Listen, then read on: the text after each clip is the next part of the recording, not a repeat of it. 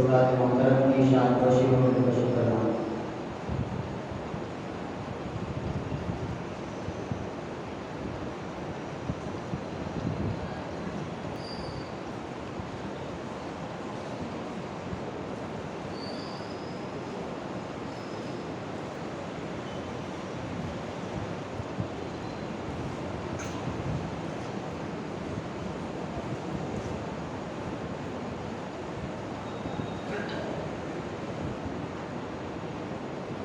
تیرے کرم کی تیرے عطا کا نقشہ ہی کچھ ایسا ہے، تیرے کرم کی تیرے عطا کا نقشہ ہی کچھ ایسا ہے، سب کے دامن بھر جاتے ہیں صدقہ ہی کچھ ایسا ہے، سب کے دامن بھر جاتے ہیں صدقہ ہی کچھ ایسا ہے۔ آئیے میں ادب کا ملحوظ رکھتا ہوا استاد محترم حضرت اللہ مولانا حافظ قاری محمد عبدالقدوس صاحب قبلہ امام خطیب مسجد حاضہ کامل الفقہ والتفسیر جامعہ نظامیہ بانی و ناظم مدرسہ مصباح الانوار بلدیہ سے ادب التماس کرتا ہوں کہ وہ اپنے ایمان افروز بیان سے ہم سب کے قلوب کو منور و مجلہ فرمائیں۔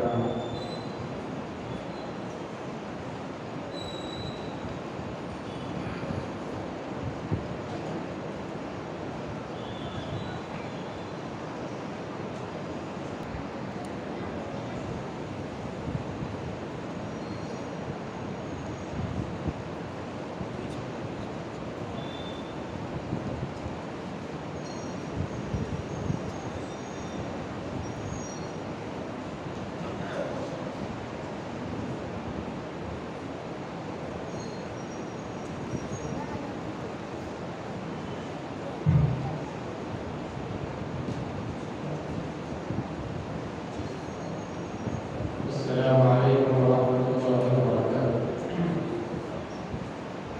الحمدللہ رب العالمین والعاقبۃ للمتقین والصلاة والسلام علی اشرف الانبیاء والمرسلین وعلی آلہ الطیبین الطاہرین واصحابہ الأکرمین الافضلین اجمعین، اما بعد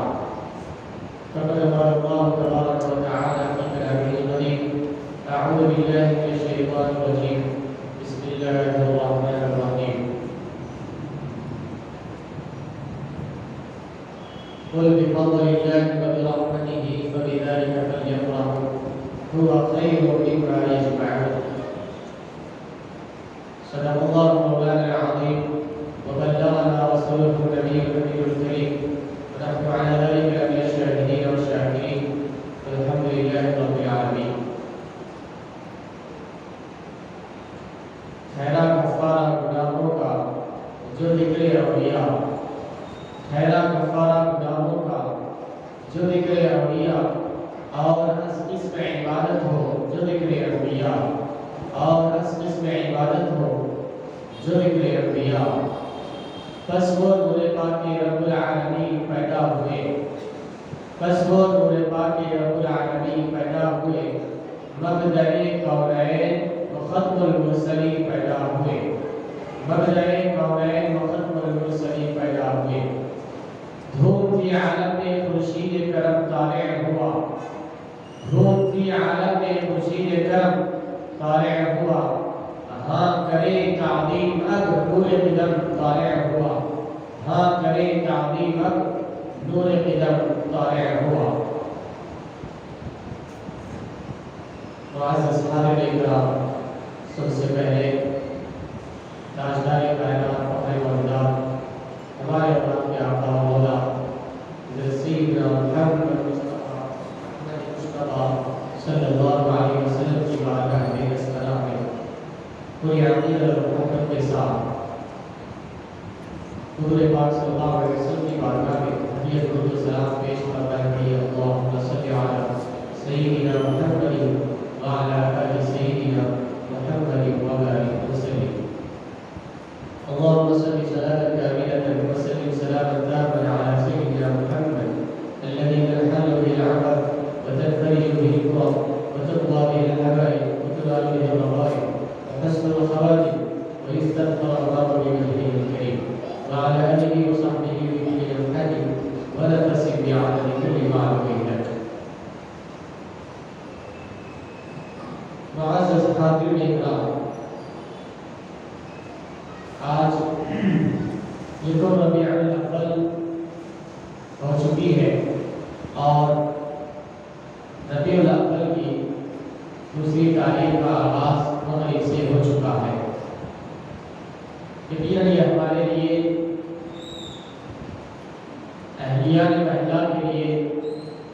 مسجد کے ذمہ داروں کے لیے اور یہ ہنرمند بچوں کے لیے، طلباء کے لیے، بڑوں کے لیے ایک خوش آئند بات ہے کہ ہر سال حضور پاک صلی اللہ علیہ وسلم کا میلاد پاک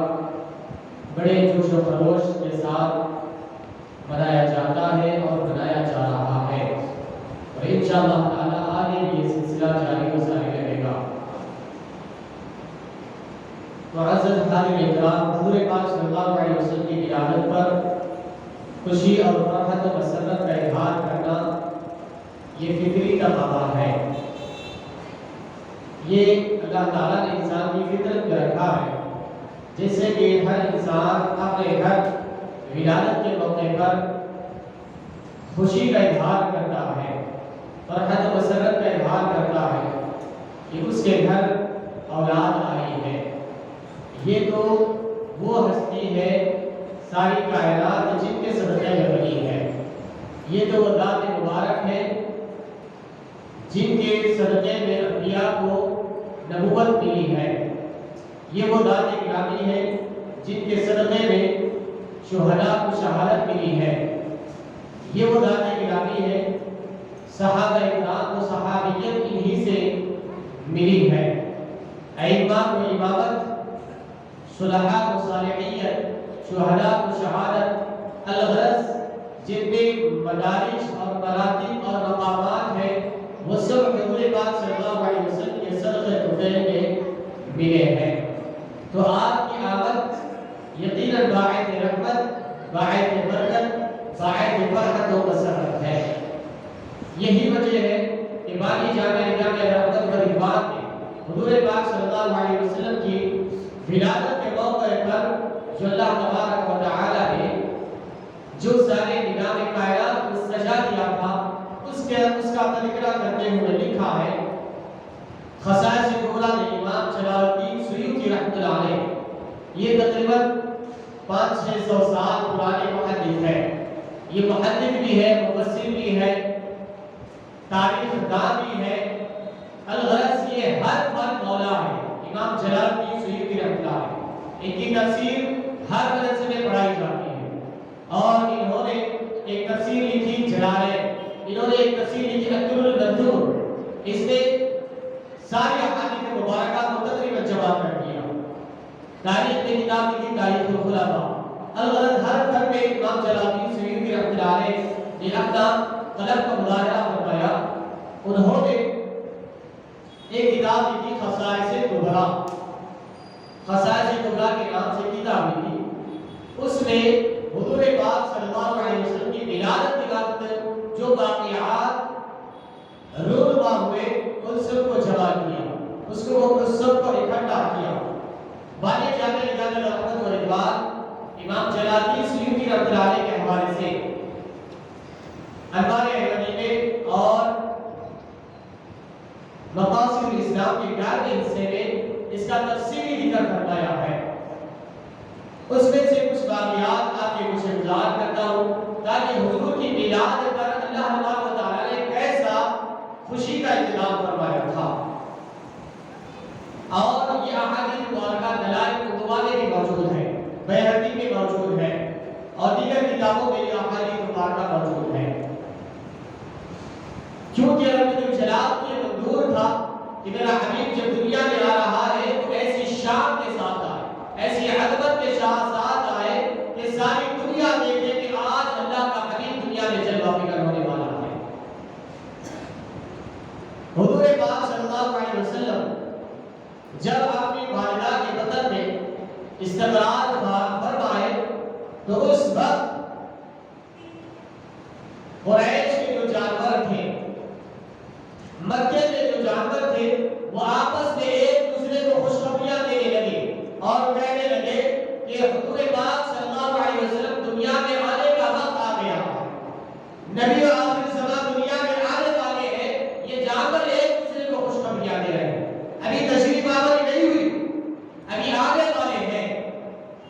پھر اسی طرح جب حضور پاک صلی اللہ علیہ وسلم اپنے والدہ ماجدہ کے بدن مبارک میں استقرار کروایا تو اس وقت واقعات دنیا میں بہت سارے واقعات رونما ہوئے. ان میں سے ایک واقعہ یہ بھی ہے کہ ایران میں جو آگ کے پجاری تھے وہ 1000 سال سے مسلسل آگ جلا رہے تھے اور وہ 1000 سال سے آگ کبھی نہیں بجھی. وہ مسلسل آگ ٹٹیوں جلاتے رہتے, کبھی بجھنے نہیں دیتے, کیونکہ وہ آگ کی پوجا کر رہے ہیں. وہ آگ کو خدا مانتے تھے اور یہ کہتے تھے کہ آگ کی ہم پوجا کریں گے تو مرنے کے بعد یہ آگ ہمیں نہیں جلائے گی. یہ ان کا عقیدہ تھا, یہ ان کا غلط نظریہ تھا. لیکن جس رات حضور پاک صلی اللہ علیہ وسلم تشریف آوری ہوئی, اس رات وہ فارس کا جو آتش کدا تھا وہ بجھ گیا. جو فارس کا آتش کدا تھا وہ بجھ گیا. جب وہ لوگ پریشان ہو گئے کہ 1000 سال سے آج تک نہیں بجھا تھا, اب کیا وجہ ہے؟ تو نجومیوں نے کہا کہ نبی آخر الزمان تشریف لا چکے ہیں, نبی آخر الزمان تشریف لا چکے ہیں.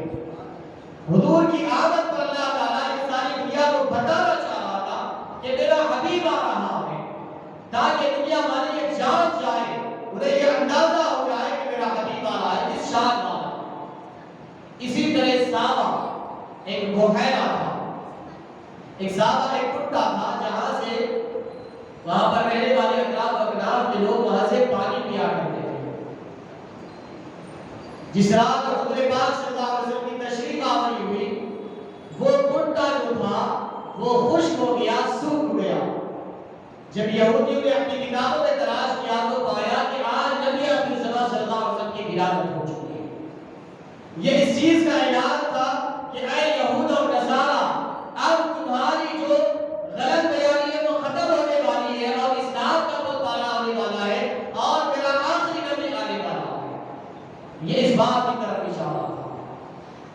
اسی طرح قیصر و کسریٰ کے جو بادشاہ اس وقت موجود تھے, ان کے بڑے بڑے محل تھے. حضور پاک صلی اللہ علیہ وسلم کی ولادت کے موقع پر اس محل میں لرزہ طاری ہوا اور اس کے 14 کنگرے گر گئے. جب اس نے معلوم کیا کہ میرا اتنا مضبوط محل کیوں کر لرز گیا اور اس میں دراڑ آ گئی, اس میں شگاف آ گئی اور اس کے 14 کنگرے گر گئے, کیا وجہ ہے, کیا سبب ہے؟ جب اس وقت کے علماء نے کتابیں کھنگالا اور اپنے علم کے ذریعے جب دیکھا تو پتا چلا کہ حضور پاک صلی اللہ علیہ وسلم کی ولادت ہو چکی ہے. یہ واقعات کیوں ہو رہے ہیں, کیا وجہ ہے؟ یہ یہودیوں کے ساتھ, یہ نصارا کے ساتھ, یہ بادشاہوں کے ساتھ, یہ آتش پرستوں کے ساتھ یہ واقعات کیوں رونما ہوئے؟ اس کی وجہ یہ ہے کہ رب الجلال اس وقت جو بڑی بڑی طاقتیں تھیں, اس وقت کو جو لوگ اپنے آپ کو حق پرست سمجھتے تھے, اپنے آپ کو خدا کے ٹھیکیدار سمجھتے تھے, اپنے آپ کو خدا کے محبوب بتاتے تھے, رب الجلال ان کو یہ بتانا چاہ رہا تھا کہ تمہارا دعوی الہی اللہ سے محبت کرنا یہ صحیح نہیں ہے. تم اللہ سے محبت کا بھی دعویٰ کرتے ہو اور شرک و بدعت میں, شرک و کفر میں بھی مبتلا ہوتے ہو. اب میرا نبی آخر زمانے والا ہے جو صحیح توحید کی دعوت دینے والا ہے اور میری توحید کا ساری دنیا میں ڈنکا بجانے والا ہے. یہ بادشاہوں کو بھی بتا رہا ہے رب الجلال, یہ یہود کو بھی بتا رہا ہے, یہ نصارا کو بھی بتا رہا ہے, یہ مجوسیوں کو بھی بتا رہا ہے. یہ تو دنیا والوں کے ساتھ ایسے معاملات ہوئے. رب الجلال نے اسی پر اکتفا نہیں فرمایا, بلکہ اس وقت حدیث شریف میں آتا ہے, والی جامع رجال رحمت الرحمان مقاصد اسلام میں لکھتے ہیں امام سیوطی کے حوالے سے, حضور پاک صلی اللہ علیہ وسلم کی ولادت کا وقت آیا تو اس وقت اللہ تبارک و تعالیٰ نے سارے فرشتوں کو حکم دیا, جاؤ میرا حبیب دنیا میں تشریف لا رہا ہے, میرے حبیب کے استقبال کے لیے زمین پہ چلے جاؤ. بعض فرشتوں کو زمین پر بھیج دیا گیا اور بعض فرشتے ہواؤں میں معلق ہیں اور بعض فرشتے آسمان میں انتظار حبیب کر رہے ہیں اور بعض فرشتوں کو استقبال کے لیے ان کے ہاتھوں چاندی کے ابریق اور لوٹے دے دیے گئے کہ حضور کے استعمال کے لیے یہ چمکتے ہوئے لوٹے پکڑ کر ٹھہر جائے، اور ایک پردہ آسمان اور زمین کے درمیان لہرا دیا گیا، یہ میرے حبیب کی آمد کی خوشی میں ہے۔ اور بی بی عامرہ رضی اللہ تعالی عنہا فرماتی ہے کہ جب ولادت کا وقت قریب آیا حضور پاک صلی اللہ علیہ وسلم کی، تو آپ فرماتی ہیں کہ میں کیا دیکھتی ہوں کہ رب الجلال نے میری نگاہوں کے سامنے سے سارے حجابات دور کروا دیا، سارے جو پردے تھے وہ دور کروا دیا۔ میں کیا دیکھتی ہوں کہ آپ مکہ المکرمہ میں آپ فرماتی ہیں کہ میں عراق اور شام کے محلات مجھے نظر آنے لگے۔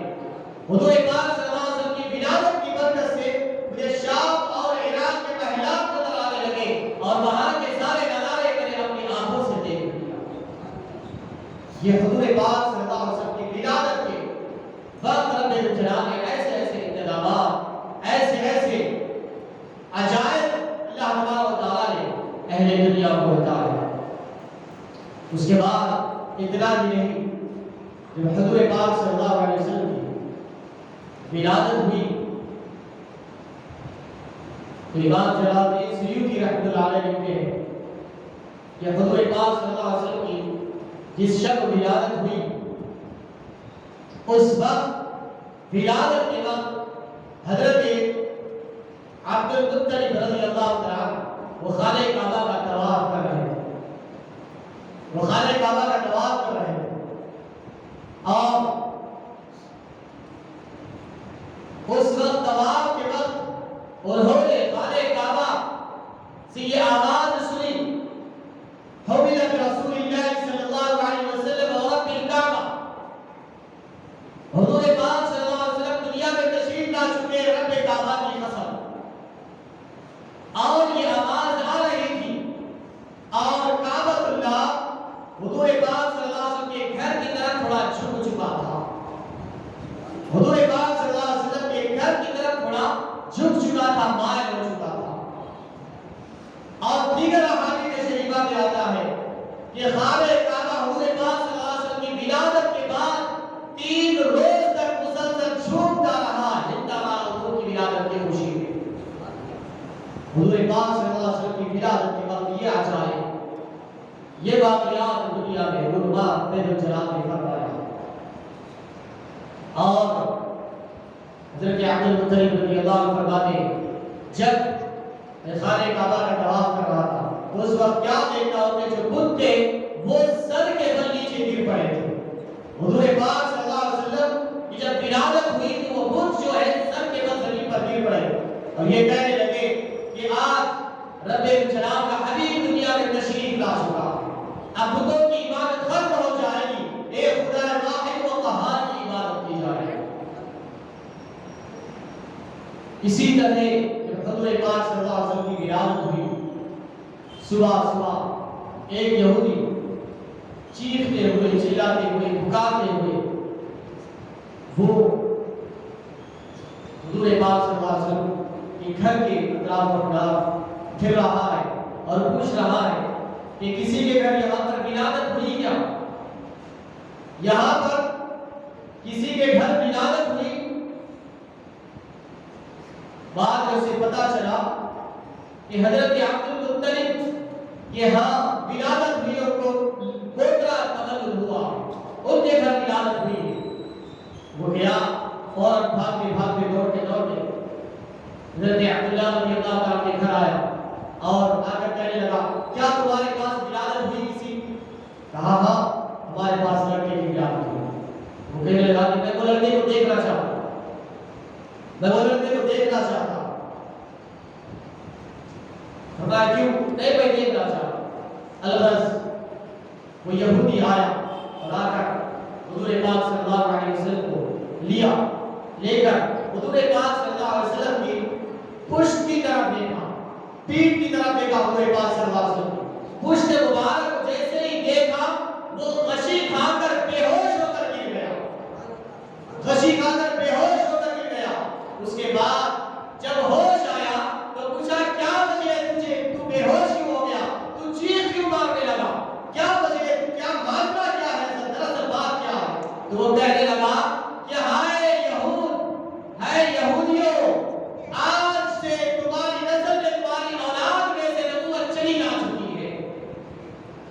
اسحاق علیہ السلام کی اولاد میں جو سلسلہ نبوت آج تک چلا آ رہا تھا،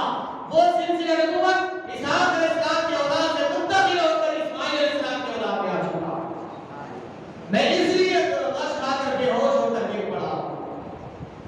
یہ نبی آخر الزمان کی ولادت ہے، یہ سب سے آخری نبی ہے۔ اللہ تبارک و تعالیٰ نے کو نبی آخر الزمان بنا کر بھیجا۔ یہ لڑکا یہ معمولی لڑکا نہیں ہے، یہ پیغمبر ہے اور یہ آگے چل کر سارے پیغمبروں کا سردار بننے والا۔ سے پوچھا گیا یہ تو کیسے بتا سکتا، یہ تو کیسے کہہ رہا؟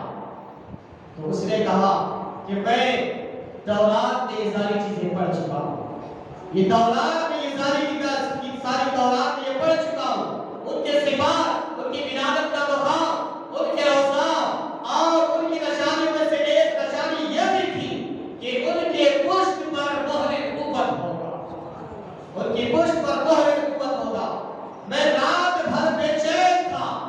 میں رات بھر بے چین تھا، کیونکہ میں یہ کتابوں میں پڑھ چکا تھا کہ نبی آخر الزمان کی ولادت کا وقت آ چکا ہے، وہ کبھی بھی دنیا میں تشریف لانے والے ہیں، اور میں یہ دیکھ رہا تھا، سارے قرائن یہ بتا رہے تھے کہ اب نبی آخر الزمان کی ولادت کا وقت آ چکا ہے۔ میں جب حالات اور قرائن کا جائزہ لیا، تو جب میں کتابوں کا مطالعہ کیا اور سارے علم سے دیکھا، تو پتہ چلا کہ آج نبی آخر الزمان کی ولادت ہو چکی ہے۔ تو میں تلاش کرنے کے لیے نکلا کہ آج کس کے ہاں ولادت ہوئی ہے، آج کس کے ہاں ولادت ہوئی ہے۔ تو پتہ چلا کہ تمہارے پاس ولادت ہوئی ہے، تو میں تمہارے پاس دیکھنے کے لیے آیا۔ سارے قرائن تو یہی بتاتے ہیں کہ یہ نبی آخر الزمان کی ولادت ہے، لیکن مجھے پھر بھی یقین نہیں تھا، میں نہیں چاہتا، ہمارا عقیدہ یہی تھا کہ اللہ تبارک و تعالیٰ پیغمبروں کو بھیجتا ہے، وہ اسحاق علیہ السلام کی اولاد میں سے بھیجتا ہے۔ آج تک جتنے بھی پیغمبر ہوئے ہیں، 70,000 سے زائد پیغمبر حضرت ابراہیم علیہ السلام کی اولاد میں سے دو بیٹے، حضرت اسحاق علیہ السلام، حضرت اسماعیل علیہ السلام۔ حضرت ابراہیم علیہ السلام کے بعد جتنے پیغمبر آئے، اسحاق علیہ السلام کی اولاد میں سے آئے، اسماعیل علیہ السلام کی اولاد میں سے کوئی پیغمبر نہیں آیا۔ تو ہماری خواہش یہ تھی، ہماری خواہش یہ تھی کہ نبی آخر الزمان یہ آخری پیغمبر بھی اسحاق علیہ السلام کے اولاد میں سے آئے، اور ہم یہی چاہتے تھے کہ آخری پیغمبر بھی اسحاق علیہ السلام کے اولاد میں سے آئے۔ میں یہ تلاش کرنے کے لیے نکلا، جب ولادت ہو چکی تو جب آ کر دیکھا تو پتہ چلا کہ نبوت اسحاق علیہ السلام سے اسماعیل علیہ السلام کی اولاد میں منتقل ہو چکی ہے۔ مجھے پھر بھی یقین نہیں آیا، تو میں تمہارے گھر آیا اور اس معصوم کو دیکھنے لگا،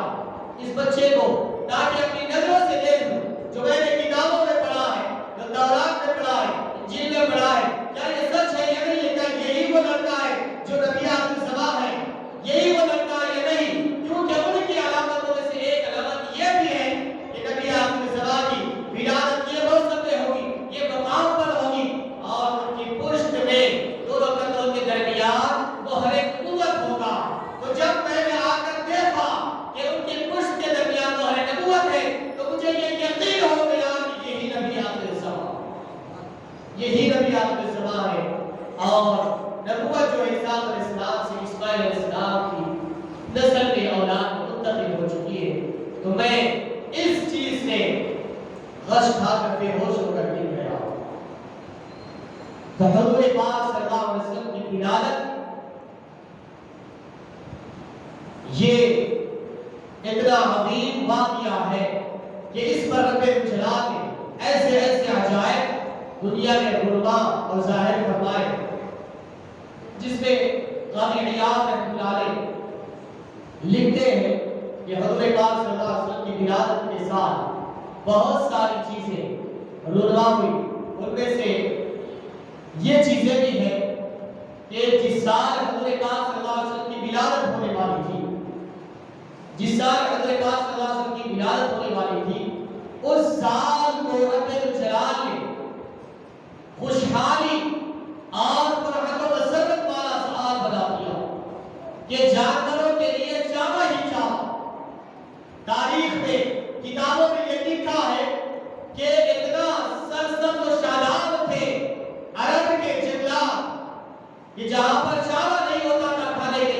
لیکن جس سال حضور کی ولادت ہونے والی تھی جانوروں کے لیے اتنا چارہ مہیا ہو گیا تھا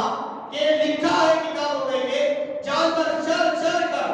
اتنا کھا چکے تھے کہ جانور پروا ہو چکے تھے، جانوروں کے جسم پر اتنی چربی آ چکی تھی کہ کئی جانور اس چربی کی وجہ سے ان کے جسم پھٹ نہ جائے، اتنا اللہ تبارک و تعالیٰ نے سبزہ اگایا تھا جانوروں کو۔ پھر اسی طرح انسانوں کے لیے، کیونکہ عرب کا ماحول تھا، عرب میں اگر لڑکی کی ولادت ہوتی تو غم پیدا ہو جاتا، ماں کے اوپر بار گزرتا، باپ لڑکی کو زندہ دفن کر دیتا، لیکن رب الجلال کو یہ گوارا نہیں تھا کہ جس سال میرا حبیب پیدا ہو اس سال کوئی لڑکی پیدا ہو اور کسی کے گھر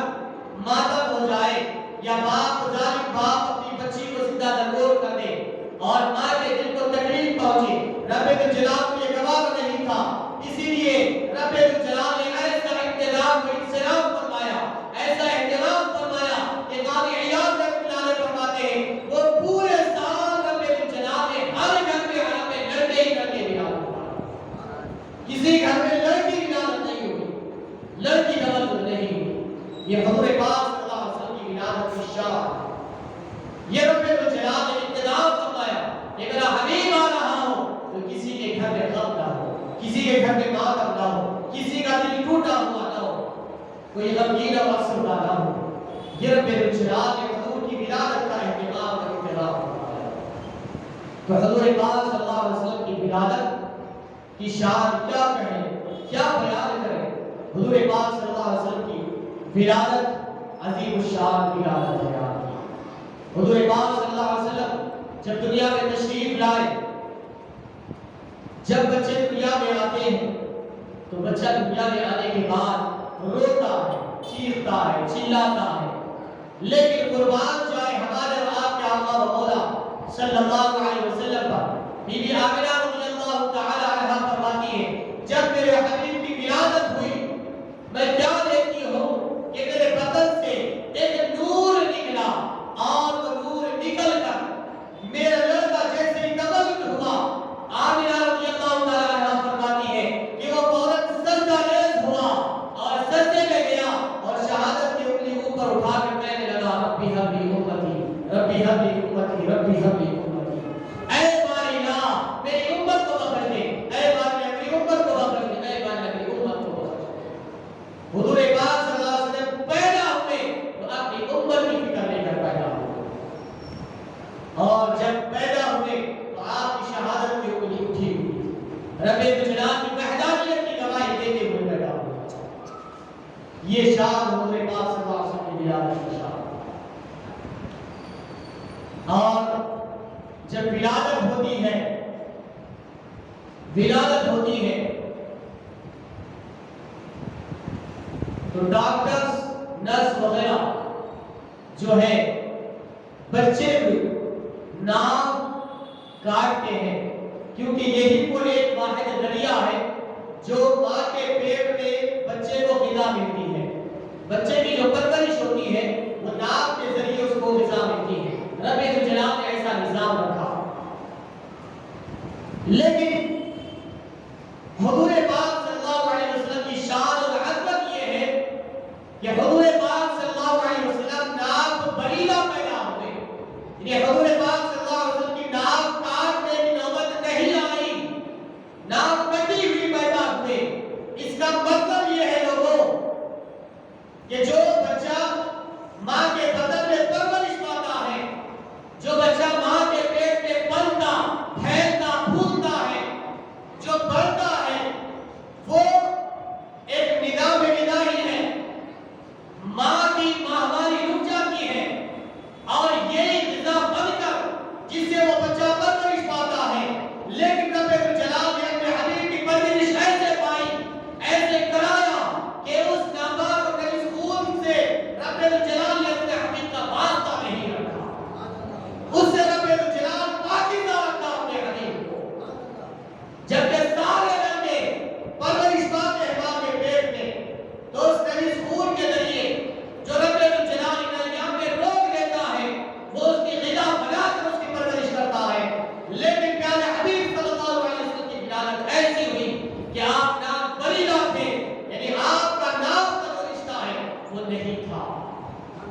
یہ حضور پاک صلی اللہ علیہ وسلم کی شان و عظمت حاضر اکرام اسی طرح حضور پاک صلی اللہ علیہ وسلم کی ولادت کی شان و عظمت یہ کیا کہنے کہ حضور پاک صلی اللہ علیہ وسلم پیدا ہوئے تو آپ کے آنکھیں سرمدی تھی، ایسی بھی گویا کہ آپ کے آنکھوں میں سرما لگا ہوا، اتنے حسین و جمیل خوبصورت۔ پھر حضور پاک صلی اللہ علیہ وسلم کے بارے میں یہ بھی آتا ہے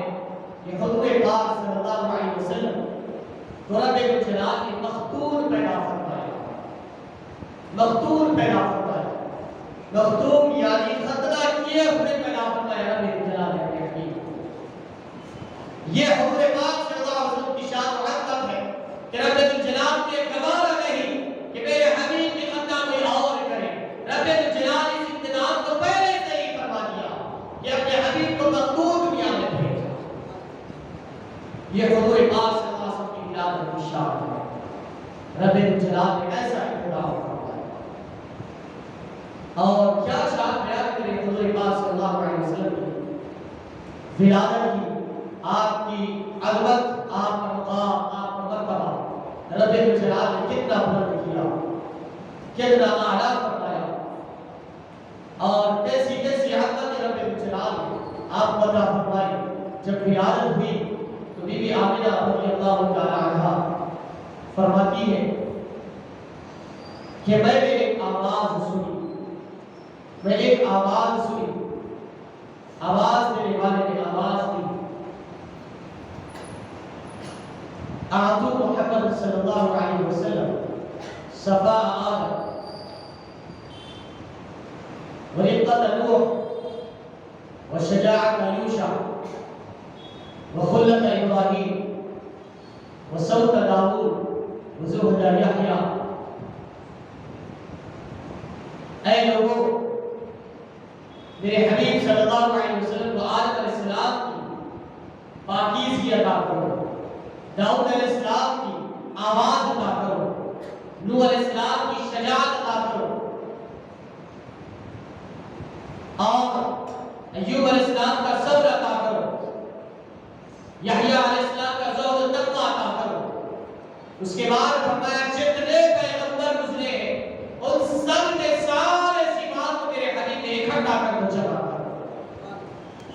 ساری خوبیاں، سارے کمالات جو میں نے ہر پیغمبر کو الگ الگ کمال خوبی عطا کیا ہے، وہ ساری خوبیوں کو میرے حبیب نے ایک جا جمع کر، یہ ساری خوبیاں، سارے کمالات حضور پاک صلی اللہ علیہ وسلم کو عطا کر دیا۔ اس کے بعد فرمایا کہ میرے حبیب اب یہ کوئی انتظامات ہوئے دنیا کے اعتبار سے، ملائکہ کے اعتبار سے، اس کے بعد اور دوسرے ذاتیوں سے جب حضور پاک صلی اللہ علیہ وسلم کی ولادت باسعادت ہوئی تو ابو نعیم خصائص کبریٰ اور دیگر احادیث کی کتابوں میں موجود ہے کہ جب حضور پاک صلی اللہ علیہ وسلم کی ولادت ہوئی تو مشرق کے جانور مغرب کے جانوروں کو خوشخبریاں دے رہے تھے کہ مبارک ہو محمد مصطفیٰ صلی اللہ علیہ وسلم دنیا میں تشریف لا چکے ہیں۔ مشرق کے پرندے مغرب کی طرف جا رہے تھے، مغرب کے پرندے مشرق کی طرف جا رہے ہیں۔ پھر اس کے بعد ایک آواز سنی بی بی آمنہ رضی اللہ تعالی عنہا، وہ فرماتی ہے کہ اعطوا خذوا محمد صلی اللہ علیہ وسلم، محمد صلی اللہ علیہ وسلم کو لے لو اور انہیں سیر کراؤ، زمین کی سیر کراؤ، انہیں آسمان کی سیر کراؤ، تاکہ اہل زمین اور اہل آسمان یہ جان جائے کہ نبی آخر صدا دنیا میں تشریف لا چکے ہیں، میرا حبیب دنیا میں آ چکا ہے، تاکہ اہل زمین اور اہل آسمان یہ اچھی طریقے سے جاؤ۔ پھر اور بتایا گیا سمندروں پر میرے حبیب کو پھراؤ، سمندروں کی سیر کراؤ، تاکہ اہل سمندر کی مچھلیاں، سمندر کی مخلوقات میرے حبیب کو اچھی طریقے سے جان لے اور پہچان لے۔ اسی لیے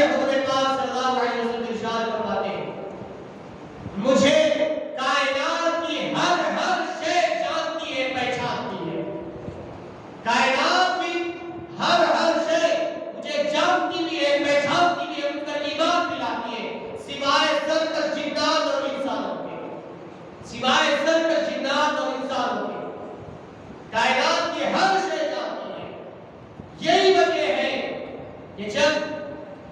حضور پاک صلی اللہ علیہ وسلم جنگل میں چلے جائے تو ہردیہ کی بات کرتے لگ جا رہی ہے. جب حضور پاک صلی اللہ علیہ وسلم سفر جہاد پر ہے، چڑیا آ کر شکایت کر رہی ہے، یا رسول اللہ آپ کے صحابہ میں سے کسی نے میرے بچوں کو لے لیا ہے. بھیڑیا آ کر عرض کر رہا ہے، یا رسول اللہ صلی اللہ علیہ وسلم اگر آپ فرما دے تو میں ان کی بکریاں نہیں کھاؤں گا. صحابہ تعجب کرنے لگے، بھیڑیا بھی بات کرنے لگ گیا. وہ جانتا ہے کہ یہ نبی آخر الزمان ہے. حضور نے کبھی جا کر انہیں نہیں کہا کہ میں نبی آخر الزمان ہوں. کائنات کی ہر شے جانتی ہے، ہر ذرہ جانتا ہے، ہر مخلوق جانتی ہے، ہر ویرو غیر ویرو، ہر ذرہ رتی رتی ہر شے کائنات کی جانتی ہے کہ حضور پاک صلی اللہ علیہ وسلم اللہ کے پیغمبر. یہی وجہ ہے کہ جب حضور پاک صلی اللہ علیہ وسلم پہاڑ پر چل رہے ہیں تو آواز آ رہی ہے، الصلاۃ والسلام علیک یا رسول اللہ، الصلاۃ والسلام علیک یا رسول اللہ، الصلاۃ والسلام علیک یا رسول اللہ. حضرت علی رضی اللہ عنہ ادھر پلٹ کر دیکھ رہے ہیں، ادھر پلٹ کر دیکھ رہے ہیں، کوئی آواز دینے والا نظر نہیں آ رہا، کوئی آواز دینے والا نظر نہیں آ رہا. سلام کی تو آواز آ رہی ہے. اس کے بعد حضور سے عرض کیا، یا رسول اللہ یہ سلام کی تو آواز آ رہی ہے لیکن سلام کرنے والا نظر نہیں آ رہا ہے. تو حضور پاک صلی اللہ علیہ وسلم نے فرمایا، اے علی دیکھو وہ پہاڑ ہے، وہ پہاڑ کی چوٹی ہے، وہ پہاڑ کی چوٹی پر ایک چھوٹا سا پتھر ہے، وہ مجھ پر درود و سلام بھیج رہا ہے، وہ مجھ پر درود و سلام بھیج رہا ہے. اس کو کس نے کہا یہ اللہ کے نبی آخر الزمان. اس نے کون سی کتاب پڑھا، کون سی قرآن پڑھا، کون سی حدیث پڑھا؟ اس کو کس نے فرشتے نے جا کر کہا کہ یہ اللہ کے نبی آ رہے ہیں؟ تو رب الجلال نے کائنات میں ایسا انتظام انصراف فرمایا کہ کائنات کی ہر شے، کائنات کا ذرہ ذرہ، کائنات کی رتی رتی حضور پاک صلی اللہ علیہ وسلم کو جانتی ہے، مانتی ہے، آپ سے ایمان پلاتی ہے اور آپ کو اللہ کا نبی اور نبی آخر الزمان مانتی ہے. حاضر اکرام رب الجلال نے فرمایا، میرے حبیب کو ساری دنیا کی سیر کراؤ، زمین کی سیر کراؤ تاکہ سارے اہل زمین جان لے، آسمان کی سیر کراؤ تاکہ سارے آسمان والے جان لے، سمندروں کی سیر کراؤ تاکہ سارے سمندر والے جان لے کہ یہ میرا حبیب ہے، یہ نبی آخر الزمان صلی اللہ علیہ وسلم ہے. تو حاضر اکرام یہ ہے حضور پاک صلی اللہ علیہ وسلم کی ولادت کے وقت کی شان. رب الجلال نے آپ کو ایسی شان، ایسی عظمت، ایسا مقام و مرتبہ عطا فرمایا کہ کائنات کے ذرے ذرے حضور پاک صلی اللہ علیہ وسلم کے نام کو اجاگر فرما دیا. آپ کی تعریف و توصیف، آپ کی صفات، آپ کی سیرت، آپ کی صورت ساری کائنات کو بتا دیا اور ساری کائنات حضور پاک صلی اللہ علیہ وسلم کے نام سے بھی واقف ہے، آپ کے صفات سے بھی واقف ہے. یہی وجہ ہے کہ سوائے سرکش جنات و انسان کے ساری کائنات حضور پاک صلی اللہ علیہ وسلم کو جانتی بھی ہے، پہچانتی بھی ہے اور ایمان بھی لاتی ہے. یہی وجہ تھی کہ حضرت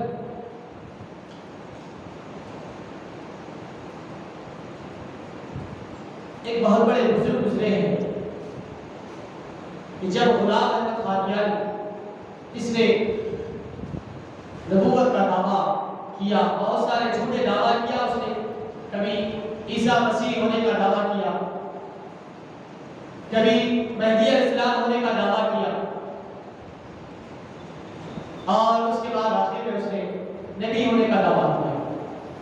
اور بہت سارے لوگ اس کو نبی مان رہے، گمراہ ہو رہے ہیں، اسلام سے خارج ہو رہے ہیں، کیونکہ نبی آخر الزمان حضور پاک صلی اللہ علیہ وسلم کی ذات نگرانی ہے. آپ کے بعد قیامت تک کوئی نبی نہیں آئے گا. یہ ہمارا ایمان ہے، یہ عقیدہ. اگر کوئی حضور پاک صلی اللہ علیہ وسلم کو نبی آخر الزمان نہیں مانتا ہے تو وہ دائرہ اسلام سے خارج ہے. تو غلام احمد قادیانی پر نبوت کا دعویٰ کیا. اس وقت ایک بزرگ تھے، تو میرے ذہن سے ان کا نام نکل گیا. تو جب انہیں پتا چلا کہ یہ نبی ہونے کا دعویٰ کر رہا ہے تو انہوں نے چیلنج کیا مناظرے ڈیبیٹ کا چیلنج کیا اس کو کہ اگر یہ کہتا ہے کہ تو نبی ہے تو آ جا فلاں مقام پر فلاں جگہ آ جا اور وہاں پر مناظرہ ہوگا اور وہاں پر چیلنج ہوگا، وہاں پر حق اور باطل کا معرکہ ہوگا، صحیح اور غلط کا فیصلہ ہو جائے گا کہ کون صحیح ہے کون غلط ہے۔ اور چیلنج کیا کہ فلاں مقام فلاں جگہ پر فلاں ٹائم پر آ جائے اور کرنا کیا ہوگا؟ کرنا بس یہی ہوگا کہ میں بھی قلم رکھ دیتا ہوں تو بھی قلم رکھ دے، میں بھی اپنا قلم رکھ دیتا ہوں اور تو بھی اپنا قلم رکھ دے، اور بس تو اپنے قلم سے کہے میں اپنے قلم سے کہوں گا۔ اس بات کا حکم دے کہ اللہ تعالیٰ نے جو آیت کریمہ حضور کی شان میں ختم نبوت پر نازل فرمائی ہے، ما کان محمد ابا احد من رجالکم ولکن رسول اللہ وخاتم النبیین، اے لوگوں محمد صلی اللہ علیہ وسلم تم میں سے کسی آدمیوں کے باپ نہیں ہے بلکہ اللہ کے رسول ہے اور خاتم النبیین ہے۔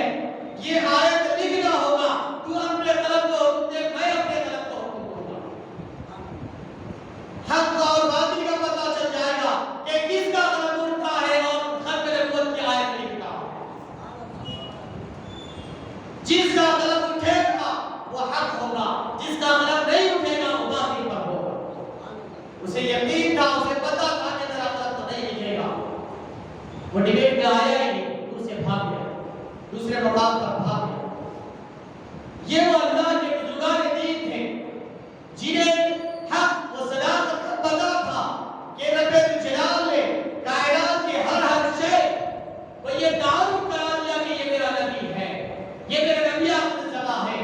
قلم بھی مانتا ہے، کائنات کی ہر شے مانتی ہے، لیکن زبان میں تاثیر ہونا چاہیے، کیونکہ وہ ولایت کے درجے پر پائے تھے۔ انہیں یہ پتا تھا کہ اگر میں کہوں گا تو یہ قلم حضور کے محبوب پاک صلی اللہ علیہ وسلم کی شان میں یہ آیت لکھے گا۔ تو الغرض حاکم اکرام حضور پاک صلی اللہ علیہ وسلم کی ولادت کے باصحاب آپ کو، ہم کو اور سارے اہل اسلام کو مبارک ہو، اور اللہ تبارک و تعالیٰ حضور پاک صلی اللہ علیہ وسلم کی ولادت کے کچھ صدقے، کچھ برکات ہمیں بھی اللہ تعالیٰ سے فراز فرمائے۔ اے باری اللہ، ہم نے جو کچھ تیرے پیارے حبیب علیہ السلام کے میلاد کا اہتمام کیا ہے،